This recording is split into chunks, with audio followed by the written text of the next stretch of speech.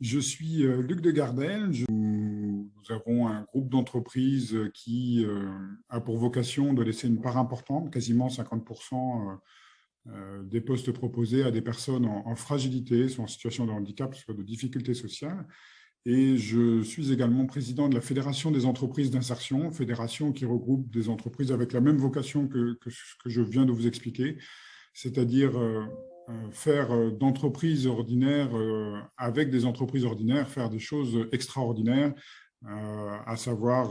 œuvrer pour l'inclusion de publics fragiles tout en ayant une activité économique en support et en proposant un contrat de travail à ces personnes. La Fédération des entreprises d'insertion ou le monde de l'inclusion aujourd'hui dans la fédération, il y a 1200, 1300, 1400, ça augmente en ce moment, entreprises d'insertion au travail temporaire d'insertion, et en entreprise inclusive également dans le handicap, c'est plus de 5000 acteurs aujourd'hui sur les territoires en France et en métropole et en dom-tom. Le sujet des compétences pour nous est un sujet majeur, est un sujet central, et d'autant plus aujourd'hui dans un monde qui évolue à toute vitesse. Et c'est bien une chance peut-être dans certains cas, mais peut-être aussi beaucoup une difficulté. Le numérique n'y est pas pour rien, parce que à cet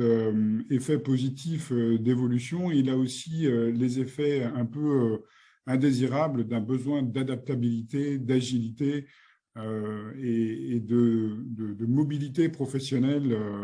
à toute vitesse, et qui peut-être peut correspondre à un certain nombre de populations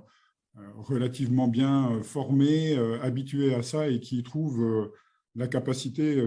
de changer de travail et d'évoluer très vite dans différents métiers, mais d'autres qui sont beaucoup plus en difficulté, qui n'ont pas ces ressorts-là, et qui se retrouvent presque parfois un peu paralysés par ce monde qui bouge en permanence.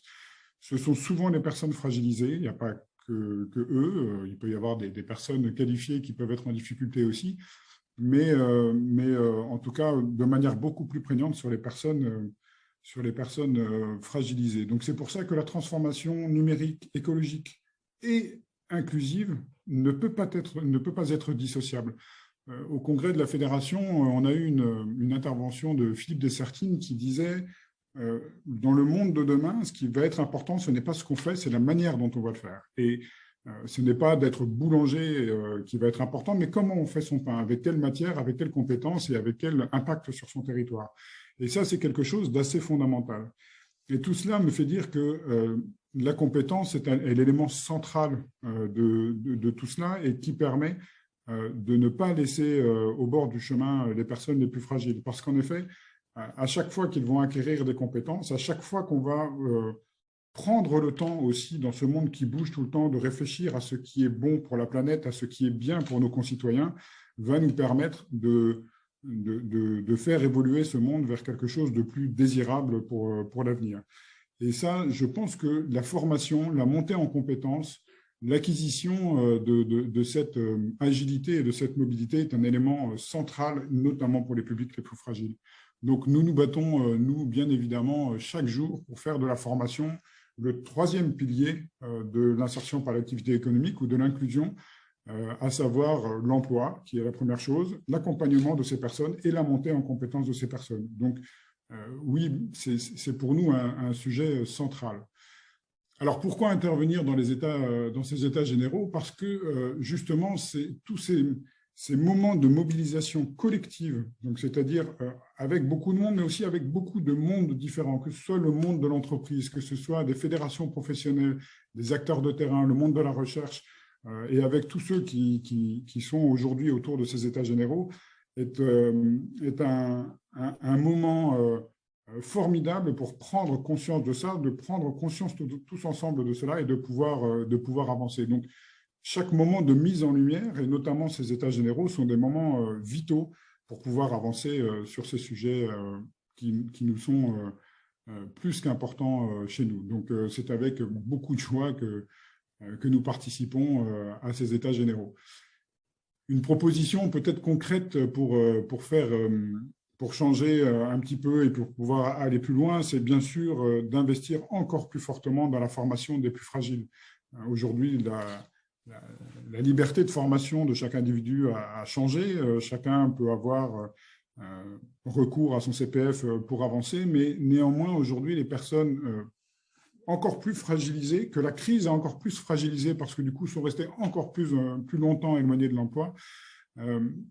crée cette difficulté de la nécessité d'un monde qui a continué à évoluer et des personnes qui ont été à l'arrêt ou qui continuent à être à l'arrêt. Donc forcément, cet écart, ce gap qui a toujours été présent, mais qui a tendance un petit peu aujourd'hui à s'écarter d'autant plus ou à laisser plutôt sur le bord du chemin les personnes les plus en difficulté, c'est la formation et la montée en compétence de ces personnes-là qui va permettre de pouvoir réduire ce gap et qui va permettre à l'entreprise d'aller peut-être chercher des personnes un peu plus éloignées de ceux qu'elles auraient souhaité, ceux et celles qu'elles auraient souhaité embaucher. Mais ça, c'est la responsabilité aujourd'hui de l'entreprise et des entreprises qui s'engagent notamment et qui ont pris connaissance de ça. Et notre responsabilité collective de permettre à chacun d'acquérir ses compétences pour pouvoir aujourd'hui entrer plus facilement en contact avec les entreprises et que finalement cette fragilité devienne une des richesses énormes de l'entreprise que nous, on vit chaque jour dans nos entreprises et ce qui enthousiasme tous nos salariés, c'est-à-dire considérer que la fragilité est avant tout une richesse humaine dans l'entreprise qui permet de créer des choses assez formidables.